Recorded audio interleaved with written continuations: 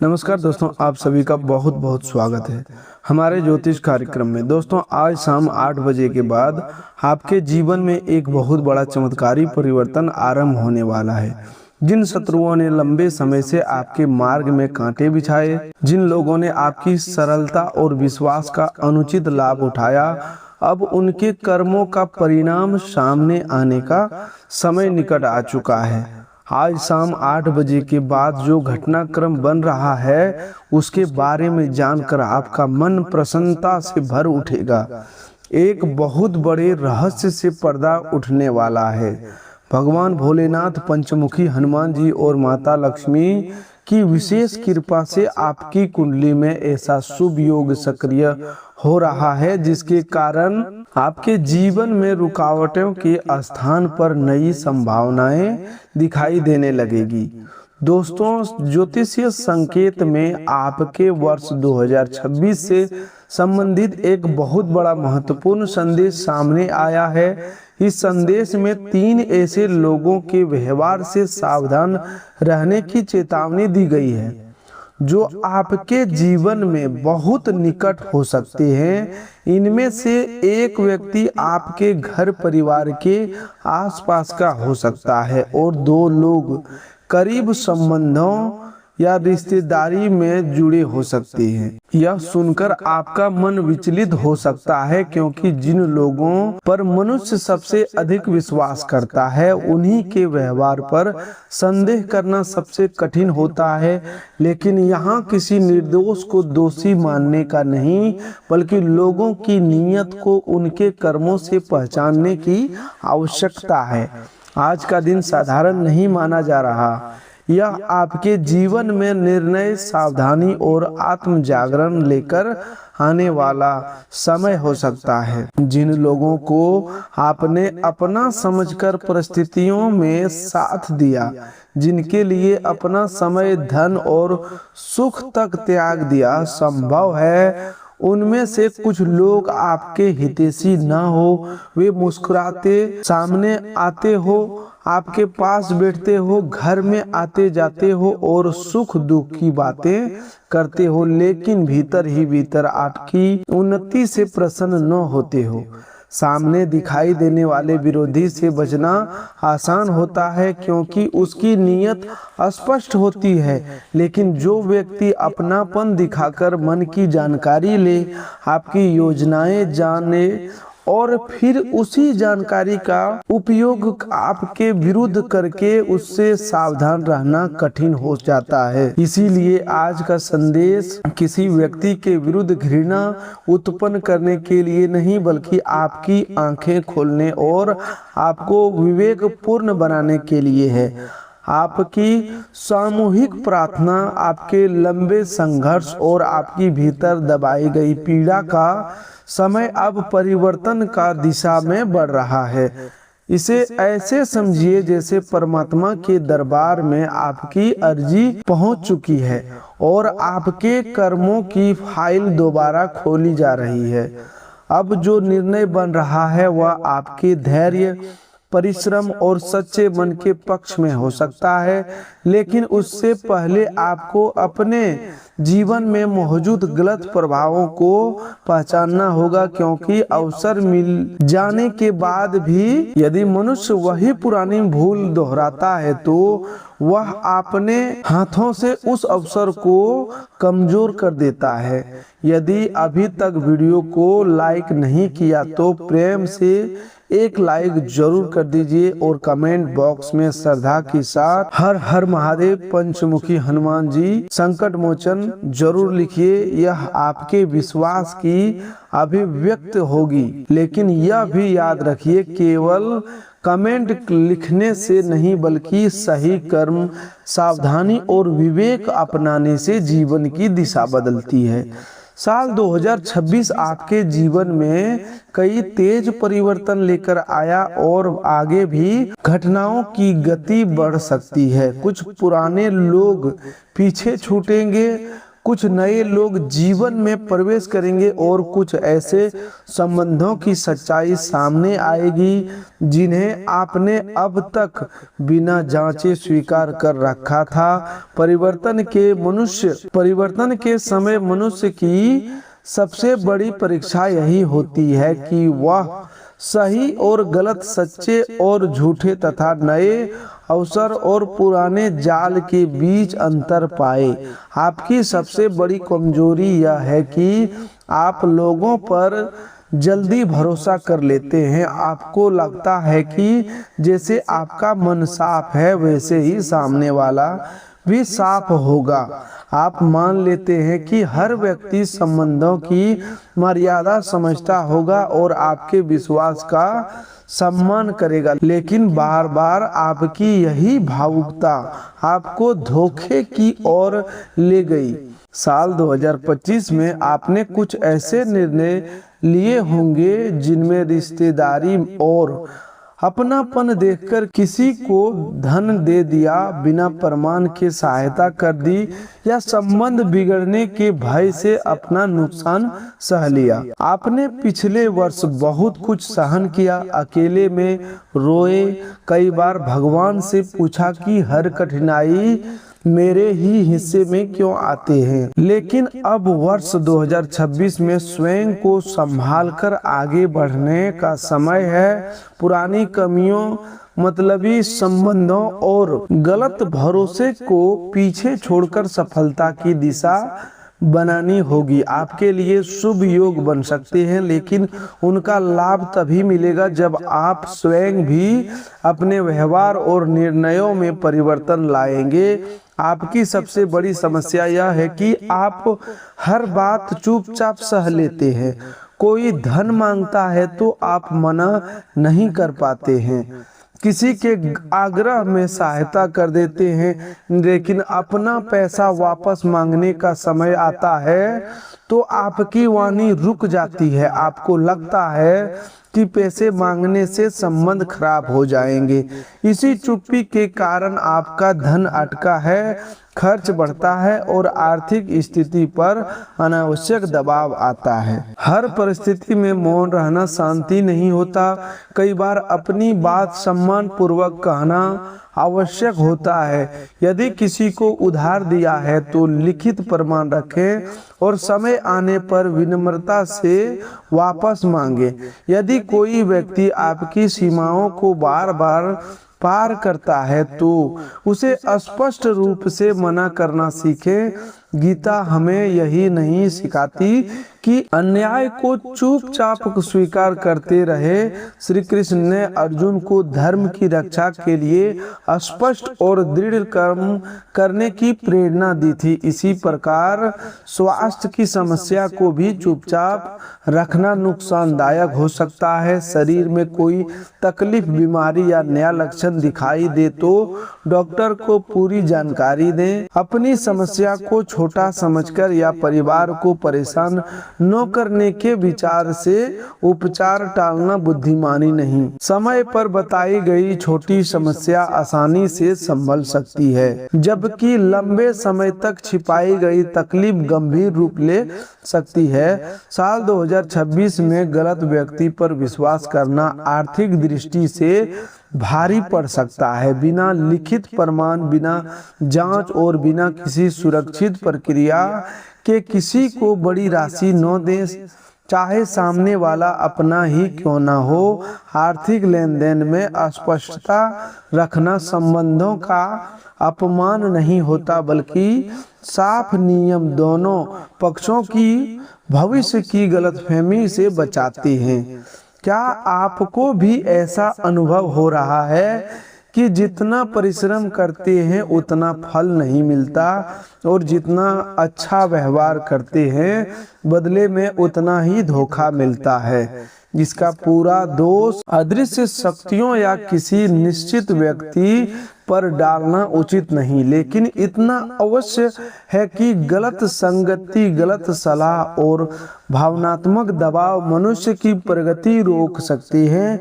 इसीलिए लोगों को उनके नाम, रिश्ते या मीठे शब्दों से नहीं बल्कि लगातार किए गए कर्मों से पहचानिए। अब धन और काम से संबंधित सावधानियों को बहुत ध्यान से समझिए। साल 2026 में समझदारी के कारण कार्य में अतिरिक्त सतर्कता रखने की आवश्यकता है। आपका व्यावसायिक साथी बुद्धिमान, अनुभवी और चतुर बहुत दिखाई दे सकते हैं। उसकी बातें प्रभावशाली होगी और वह हर समस्या का तुरंत समाधान बताने का दावा कर सकते हैं, लेकिन केवल उनकी चतुराई देखकर पूरा नियंत्रण उसके हाथ में मत सौंपिए। समझदारी में प्रत्येक लेन देन का रिकॉर्ड रखें, लाभ और हानि का गणना स्वयं भी समझें। बैंक खाते, बिल, टैक्स रसीद, खरीद बिक्री और अनुबंध की जानकारी से दूर मत रहें। यदि दूसरा व्यक्ति बार बार कहे कि सब कुछ उसी पर छोड़ दे और आपको दस्तावेज देखने की आवश्यकता नहीं, तो यह सावधानी का संकेत है। सच्चा साथी पारदर्शिता से नहीं डरता। कोई भी दस्तावेज बिना पूरा पढ़े हस्ताक्षर न करें। छोटे अक्षरों में लिखी शर्तों भी समझें। आवश्यक हो तो वकील, चार्टर्ड अकाउंट या अनुभवी व्यक्ति की सलाह लें। केवल इस कारण जल्दी मत करें कि सामने वाला अपना है या अवसर हाथ से निकल जाने का डर दिखा रहा। सही अवसर आपको सोचने और जांचने का समय देगा। जो प्रस्ताव तुरंत निर्णय का दबाव बनाए, उसमें खतरे की संभावना अधिक होती है। सरकारी या कानूनी कार्य को अनावश्यक रूप से लंबित न रखें। नोटिस, टैक्स, लाइसेंस, संपत्ति, बैंक या न्यायालय से संबंधित पत्र मिले तो समय पर कार्रवाई करें। डर के कारण दस्तावेज बंद करके रख देना समस्या का समाधान नहीं होता। समय पर उत्तर, सही सलाह और व्यवस्थित कागज कई बड़ी परेशानियों से बचा सकता है। कुछ अचानक खर्च सामने आ सकते हैं। इनमें घर की मरम्मत, स्वास्थ्य, शिक्षा या आवश्यक यात्रा शामिल हो सकती है। जहां खर्च जरूरी हो वहां मन को दुखी मत करें, लेकिन दिखावे, अनियोजित खरीदारी और दूसरों की बराबरी के लिए धन खर्च करने से बचें। आर्थिक सुरक्षा के लिए आपातकालीन बचत बनाना शुरू करें, चाहे शुरुआत छोटी राशि से ही क्यों ना हो। जल्दबाजी आर्थिक चोट का कारण बन सकती है। निवेश करने से पहले कंपनी योजना और दस्तावेज की जांच करें। किसी परिचित द्वारा भेजे गए संदेश, लॉटरी, डबल पैसा या योजना वाली तुरंत लाभ के वादे पर भरोसा न करें। अब रिश्ते से जुड़ी चेतावनी सुनिए। कुछ पुराने संबंध दोबारा आपके जीवन में लौट सकते हैं। वे लोग जिनसे किसी स्वार्थ, अपमान या विश्वासघात के कारण दूरी बनी थी, अचानक मेल मिलाप का प्रस्ताव कर सकते हैं। आपका हृदय बड़ा है और आप क्षमा करने जानते हैं, लेकिन क्षमा करने और बिना जांच फिर से वही विश्वास सौंप देने में अंतर होता है। पुराना व्यक्ति लौटे तो उसके शब्दों से अधिक व्यवहार देखें। क्या उसने आपकी गलती स्वीकार की है? क्या उसके कर्मों में वास्तविक परिवर्तन आया?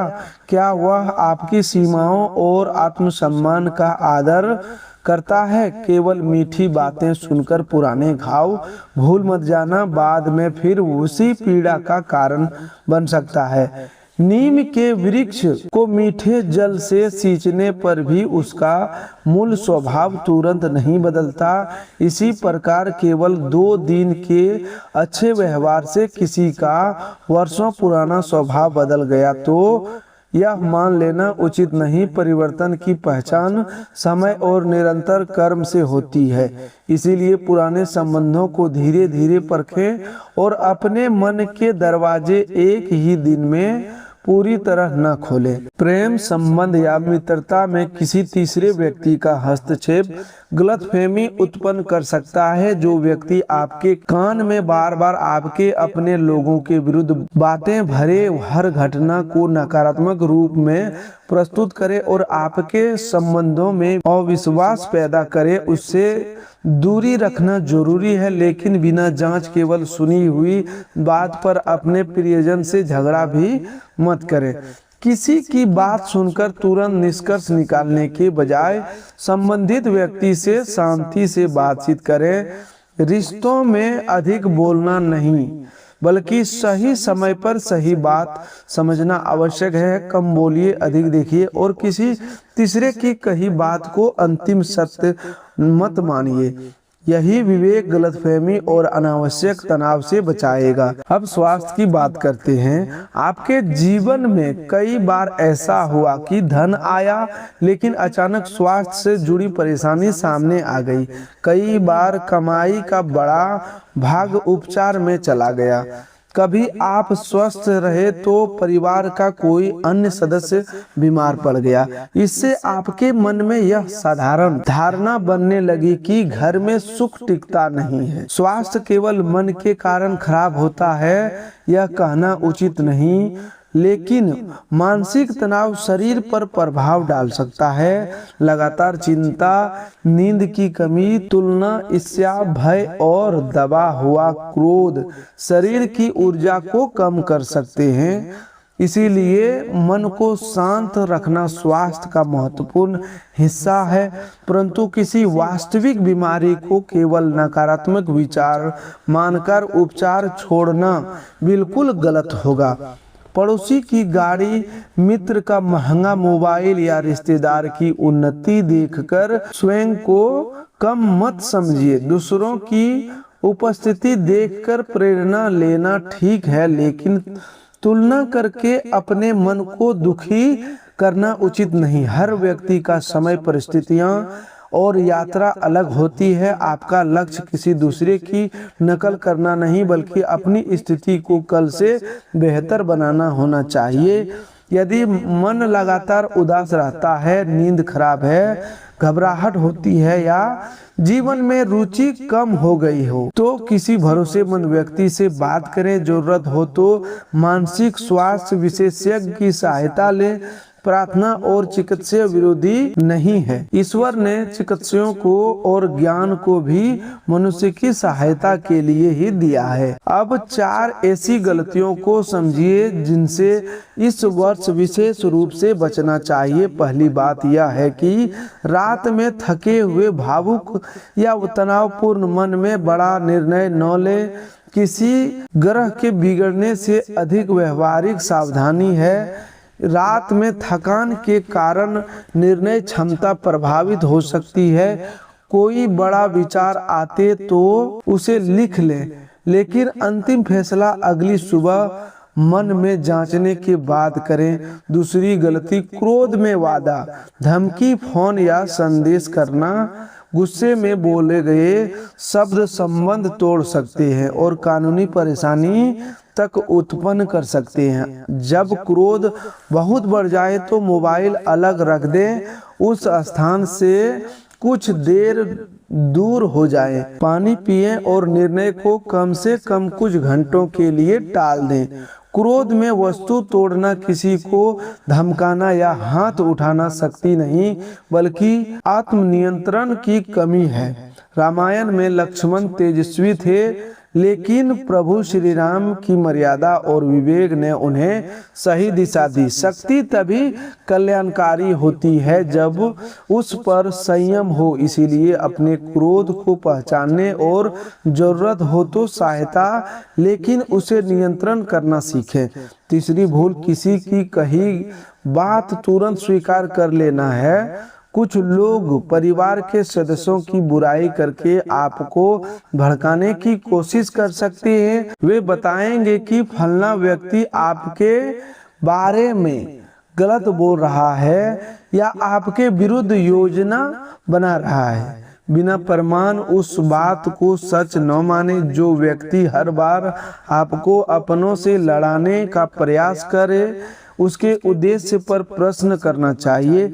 चौथी सावधानी मंगलवार या शनिवार को लेकर। परंपरा के अनुसार इन दिनों संयम, साधना और आत्मनिरीक्षण को महत्व दिया जाता है। इसका अर्थ यह नहीं कि इन दिनों हर का निर्णय अशुभ होगा। महत्वपूर्ण बात यह है कि किसी भी दिन जल्दबाजी, क्रोध और भ्रम में फैसला न लें। इन 2 दिनों में हनुमान जी और शनिदेव का स्मरण करके अपने विचारों को शांत करने का अभ्यास किया जा सकता है। साल 2026 आपको बोलना कम और व्यवहार को अधिक देखना है। शांत व्यक्ति की पहचान उसकी चुप्पी से नहीं बल्कि उसके स्पष्ट और मजबूत कर्मों से होती है। अपने उद्देश्य पर काम कीजिए। हर व्यक्ति के सामने अपनी योजना का वर्णन मत कीजिए। जब परिणाम सामने आएगा आपका कार्य स्वयं आपके पक्ष में बोलेगा। श्रद्धा से जय मां सरस्वती लिख सकते हैं और प्रार्थना कीजिए कि वे आपको सही निर्णय लेने की बुद्धि और वाणी में संयम प्रदान करे। माता सरस्वती की कृपा वास्तविक केवल मंत्र बोलने से नहीं बल्कि सीखने तथा समझने और सोच समझकर बोलने से प्रकट होती है। अब उन 3 प्रकार के गुप्त विरोधी व्यवहारों को समझाने का समय है जिनकी ओर संकेत किया गया है। यह केवल किसी नाम के अक्षर और आधार बनाकर किसी को दोषी मानना नहीं है। S, R या P अक्षर से लाखों निर्दोष लोगों का नाम शुरू होते हैं। इसीलिए अक्षर केवल कथा का प्रतीक हो सकता है, प्रमाण नहीं।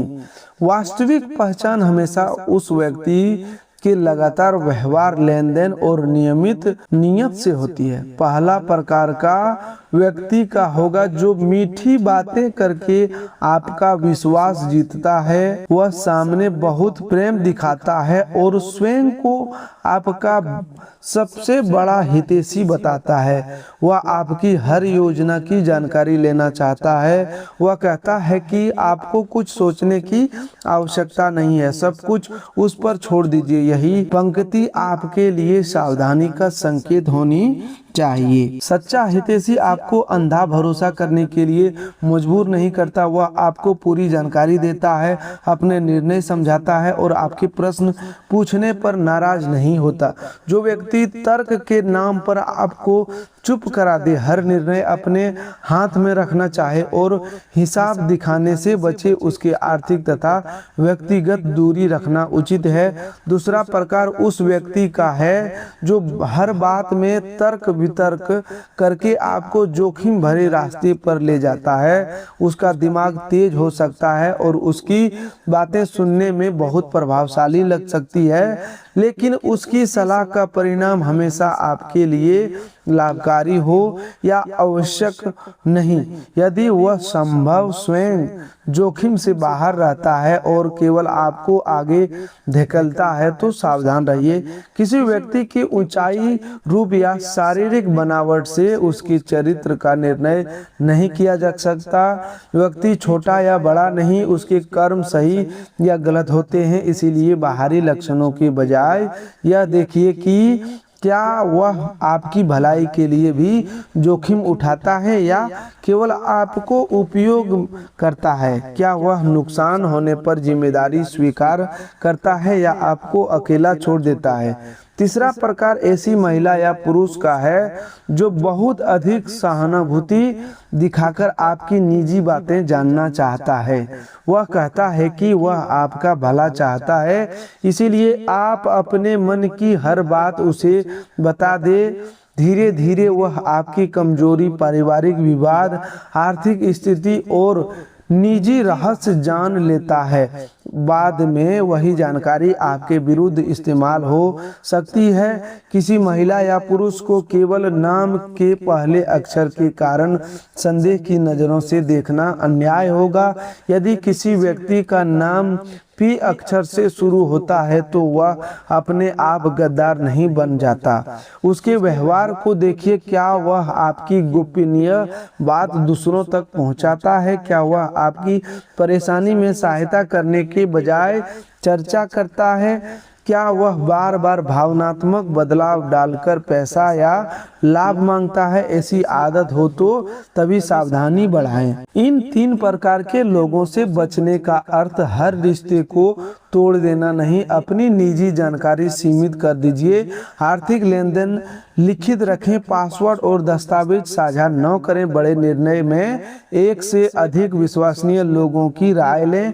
कई व्यक्ति लगातार आपकी सीमाओं का सम्मान न करे तो उससे दूरी बना ले। दोस्तों, अब उपाय को समझिए। शनिवार को काले तिल से जुड़ा परंपरागत मान्यता के अनुसार काले तिल शनिदेव को अर्पित किए जाते हैं, लेकिन तिलों को नदी, तालाब या जल स्रोत में डालकर प्रदूषण फैलाना उचित नहीं। इसके स्थान पर शनिवार को छोटे काले तिल किसी जरूरतमंद को दान कर सकते हैं, मंदिर में उचित व्यवस्था के अनुसार चढ़ा सकते हैं या पक्षियों को भोजन में सीमित मात्रा में मिला सकते हैं। काले तिल हाथ में लेकर मन ही मन या प्रार्थना कीजिए, हे शनिदेव, मेरे भीतर का भय, भ्रम और गलत संगति का प्रभाव दूर कीजिए। मुझे सत्य पहचानने और सही कर्म करने की बुद्धि दीजिए। जो मेरे प्रति गलत भावना रखते हैं उन्हें समृद्धि दे और मुझे उनके अनुचित प्रभाव से बचाइए। इसे भय के कारण नहीं, श्रद्धा और आत्म सुधार के संकल्प के साथ करें। आप चाहे तो यह साधना लगातार 11 शनिवार तक कर सकते हैं, लेकिन बीच में कोई शनिवार छूट जाए तो भयभीत ना हो। भगवान गिनती की छोटी भूल पर दंड नहीं देते। नियमितता मन को अनुशासन सिखाने के लिए होती है, डर पैदा करने के लिए नहीं। अपनी क्षमता के अनुसार जरूरतमंद को भोजन या काले तिल का दान करें और किसी के प्रति बदले की भावना न रखें। तो दोस्तों, आज के लिए बस इतना ही। मिलते हैं एक और नए ज्योतिष कार्यक्रम में। तब तक के लिए धन्यवाद। आपका दिन शुभ हो, मंगलमय हो। दोस्तों, आपके मन में कोई इस ज्योतिष कार्यक्रम से जुड़ी कोई सवाल हो तो आप कमेंट करके पूछ सकते हैं। हम आपके सवालों का जवाब देने की पूरी कोशिश करेंगे। तो दोस्तों, आज के लिए बस इतना ही। मिलते हैं एक और नए ज्योतिष कार्यक्रम में।